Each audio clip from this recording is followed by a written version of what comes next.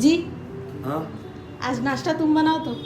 मैं बनाऊँ नाश्ता? हाँ क्या बनाने का? पूरी भाजी। चलो ठीक है, लेकिन भाजी मैं बनाऊंगा, पूरी तुम बनाने का। अच्छा ठीक है चलो। हाँ चलो ठीक है।